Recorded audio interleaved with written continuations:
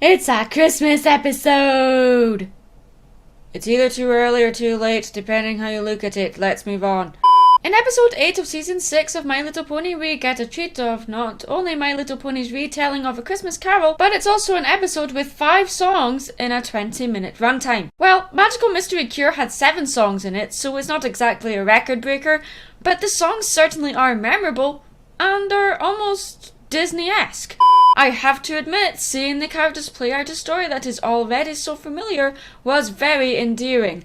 Unlike in the episode Hearthwarming Eve from season 2, having the characters play out the story of the first Hearthwarming, where it felt more like the show was educating us on the history of the holiday, this was far more appealing to me. In this episode, we see Ponyville is getting ready to celebrate the holiday, and we see that Starlight Glimmer is being rather cynical about the whole thing and says she'd rather just skip it. Starlight Glimmer sees the holiday as a day to celebrate materialistic things which no longer reflects the holiday's actual meaning or relevance to Equestria's history, which may be partly true. I can personally relate to Starlight's outlook, as my opinion on Christmas is pretty similar, and yes, the holiday has lost its meaning. Starlight diminishes the holiday as trivial and silly. So, to put things into perspective for her, Twilight reads her the story of A Hearthwarming Tale, MLP's take on A Christmas Carol. A Christmas Carol has been adapted into film over 185 times. Only a small percentage of those are animated, and an even smaller percentage are musical.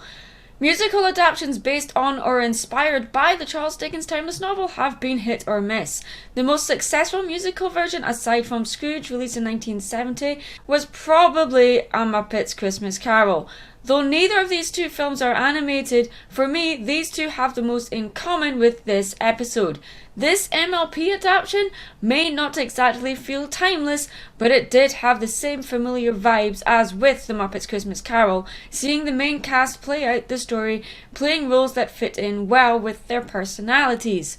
Luckily, this adaptation doesn't feel like a parody, nor does it feel like yet another adaptation of the story that no one asked for. But sadly, it also doesn't exactly stand out from other versions of the story.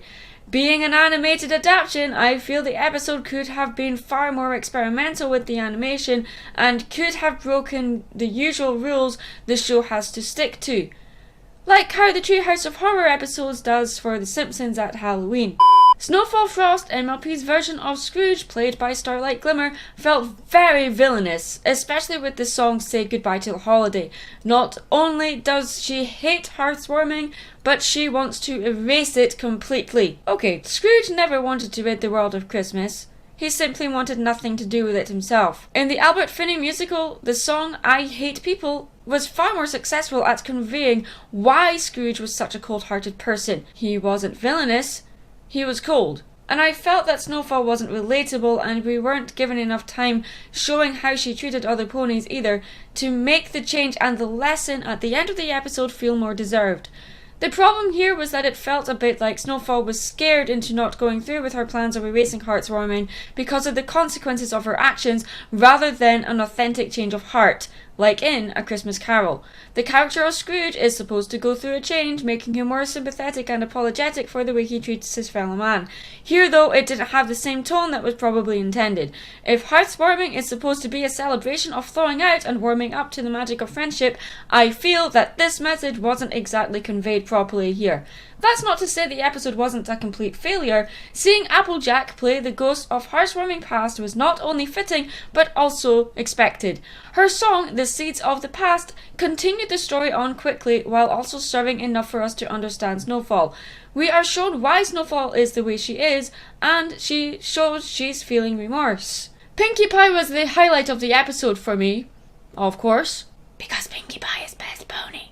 Having her play the ghost of Hearthwarming Present was a given. This is always the point of any adaptation of this story that always makes or breaks it for me. This is when Snowfall sees what she's missing out on and what her friends think about her and what the day means to them. Having Princess Luna be the ghost of Hearthwarming Yet to Come was perfect, though traditionally this spirit is not meant to have a face or dialogue. In this case, it worked. But here is the problem. A character should feel remorse for the things they've done. She hasn't erased housewarming yet. I personally feel that Snowfall was too villainous to truly learn the lesson the spirits were trying to teach her. They were instead convincing her not to cast a spell to erase housewarming. They weren't there to remind her of who she was, how she had changed, and got to that point before making the choice of casting the spell. I just feel that perhaps if she had cast the spell, and then the spirits appear stopping time and teach her the lesson that she needs to learn, and then have her wake up reformed, like what happens in the Christmas Carol, so she feels true remorse and regret, and then decide to make a change for the better, it would have been a much better structured episode. Telling this story in a 20-minute long episode was pretty ambitious, and personally, though certainly not flawless, I feel this episode was successful. For anyone not a fan of MLP though, well, they might struggle to make sense of the whole thing out of context of the show. With The Muppets Christmas Carol, even if you're not familiar with who the Muppets are, you can still enjoy this version of the story regardless. With this episode, that's not really the same case. Perhaps this could have been better suited as a two-parter, so it would have had a little more wiggle room and be considered a holiday special.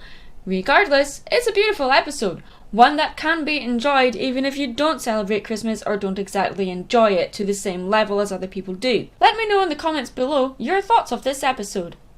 I'm Mad Munchkin. Stay creative. Hey, thank you so much for watching this video, and before you go, don't forget to click that like button and check out some of my other content too. And hey, if you really like what you saw and want to see more, go ahead and click subscribe.